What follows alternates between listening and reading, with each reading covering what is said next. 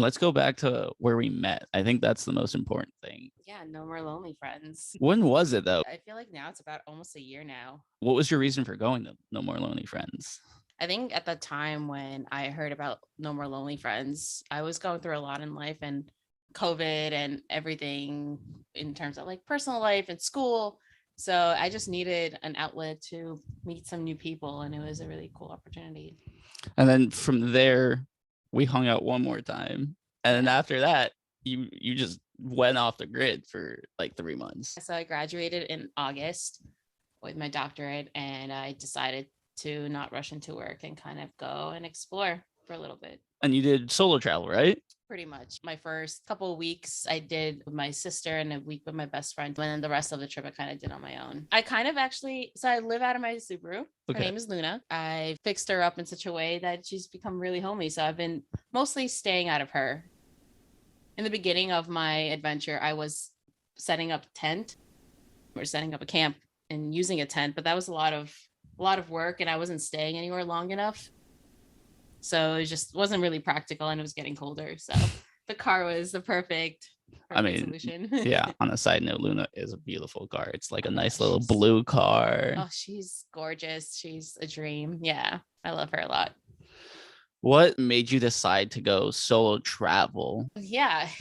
I think there was a lot of things that came into play, but I think like the simple but complex answer is I felt like it was a mission of mine. It felt like it was a purpose. I felt a calling to go and need to travel. It felt like the right thing to do at that time. Yeah. And obviously, that's just that answer just alone has so many other like nuances to it. Like, what other nuances are there? Like, let's go like deep. Well, I guess for one, I definitely had a thirst for travel, and I feel like I didn't get to experience a lot that when I was younger. So I felt like that was a really great opportunity. And then also, I was learning a lot about myself at that time. And I mean, still am. And it just honestly, the pieces were just falling into place. I was getting a lot of confidence to be able to go and do that on my own via TikTok because I was watching other females bravely, going out and living out of their cars. So it kind of made me feel like I could probably do it too. And again, back to like the No More Lonely Friends event, I was kind of living a very solitary life, and I still do. I think that's kind of my MO, but it felt like I needed to go on my own because I feel like I needed to learn to trust myself.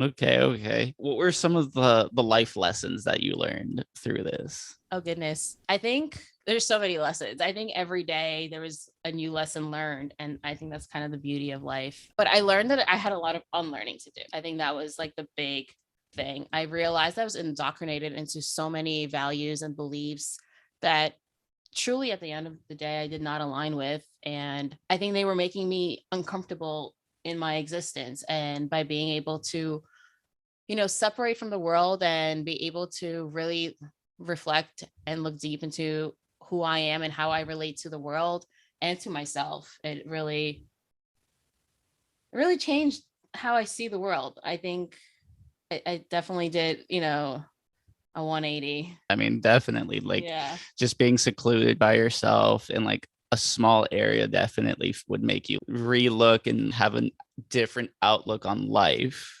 You say small area, but the thing is, like, I'm not in a small area. The amount of time I spend in Luna is, I mean, a lot. And if you think about how much driving, how much miles I put into her, but I'm always out in the bigger world. So I'm not in the small area. I'm actually in the big, wide, ginormous, majestic planet.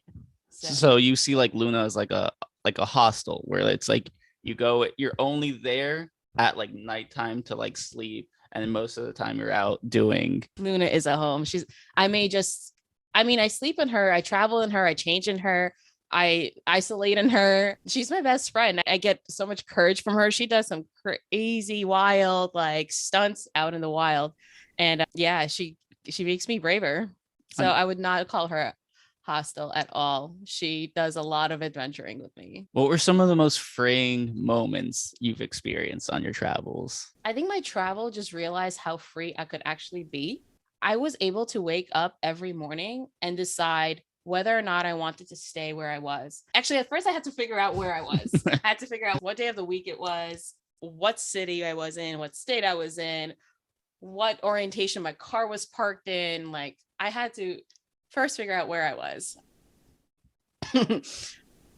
I forgot the question. I The have to question watch it. was, what was the most freeing Freeing. Oh experience? yeah. So there we go. But it was really freeing to be able to wake up, go grab a cup of coffee, and be like, I don't want to be here anymore. I want to go somewhere else. And on a drop of a dime, I had the liberty to go wherever I wanted. And if I wanted to stay somewhere, I got to stay. If I wanted to go, I got to go. And there was zero obligation. So I think just waking up every morning and just knowing that my life was mine to create was just like freeing in general. Just felt like a luxury just to be able to be like, you know what, like I'm not enjoying this view right now.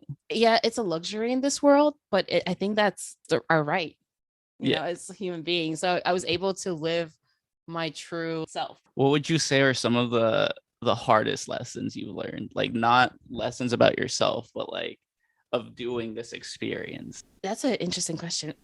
I think the hardest thing about doing this experience, going in, I thought the hardest thing would be not having, opportunities to, meet my basic needs. But I think the hardest part of doing the experience is, as much as I love my freedom and I love adventure and I love being everywhere and anywhere, it is hard to, because of the way I shaped or formed my lifestyle doing this, living out of my car. It looks a little different than other people, and so it doesn't always give me a lot of stability.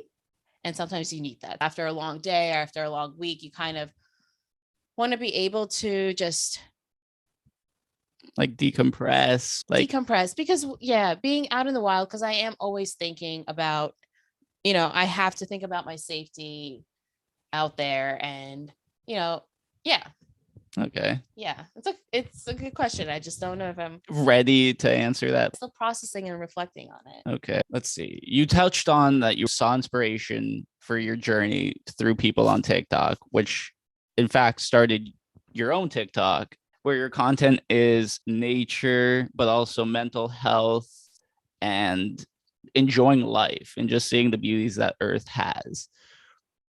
What lessons in your mental health has this traveling helped or brought to light? Such juicy questions. Wow. So the mental health portion is actually probably bread and butter of everything right now. Goodness. Yeah. So my mental health, I actually, right before my trip, actually, before I left in August, I went and did like neuropsychological testing. So I was able to finally receive much needed diagnoses to understand what I was experiencing. And then being out in nature, I was able to put all these pieces together and kind of, one, understand what my body and nervous system needed, but also understanding what I needed from people.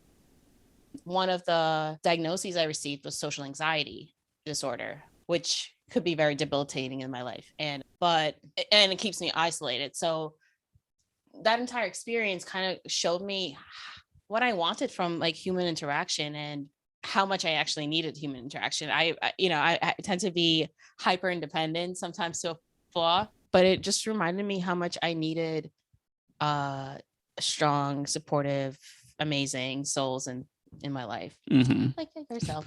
Yeah, just for a little backstory, Kiki was here for a day she was supposed to be, and now we are on, was it day 10 of your stay? Yeah, I actually came to LA in a really, really rugged state. I've been going through a really heavy mental health dip, going through a very heavy depression. I had to make a few huge life changes, and I came out to LA to kind of reorganize my life. I kind of have, since I live out of my car, I have a lot of stuff in storage. So I was kind of coming in to kind of reorganize and reset myself to go. And just ended up staying way longer. And it's been so great to be here. And it's been so rejuvenating. And I feel so much better. I feel so much clear headed. And yeah.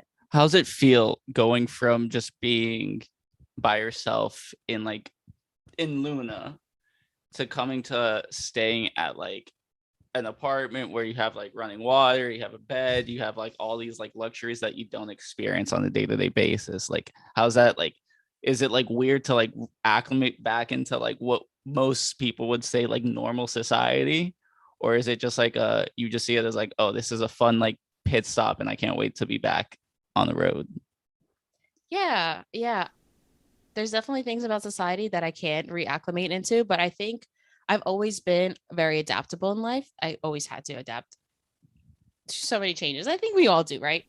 So I've kind of learned to adapt very well to different experiences. And I think adapting to something to like living with like, running water, bedrooms, walls is a lot easier because I grew up in it. So it's kind of like, speaking your native language, you kind of like fall into it a bit. But it's definitely so nice to indulge. I definitely enjoy it's good rest. It feels like it really resets my soul. And yeah, it's so nice to be able to indulge in the goodies before, I set out on an adventure again and have to take the rugged wild. What's your next adventure? I don't want to reveal too much, but I am heading north. My next adventure is kind of sort of brief. I have a few engagements to come back to. So I'm going to do a few more national parks. That was kind of what I was doing when I left in August. So, Okay. Where can these people find your mysterious locations? well, they could find updates on my TikTok for Girl Who Glows. My TikTok is Girl Who Glows. Please follow me. Some cool content. I show you where I go and then show you Luna. And she's awesome. So Sometimes cries. I do cry a little bit. I've actually, that's actually very important to me. I always hid my crying. I've always been embarrassed and shamed by it. So being vulnerable on TikTok is actually been really helpful in allowing me to come out of my shell and not be, yeah. Well, Kiki, thank you so much for coming on the podcast. It's been a pleasure. Thank you so much for having me. This was such a cool experience. And I love your mission for this. I think it's such a cool outlet for so many creatives who don't get to share their stories. So I'm really, really grateful that you're doing this. But yeah, I mean, again, the mission for this podcast is to give creators like Kiki and the past ones, Land and Yellow Duck, a spotlight to say their whys, but also have a platform to inspire others in their missions as well. I love that. Well, thanks again for coming on. It's been a pleasure. Thanks for having me. Cheers.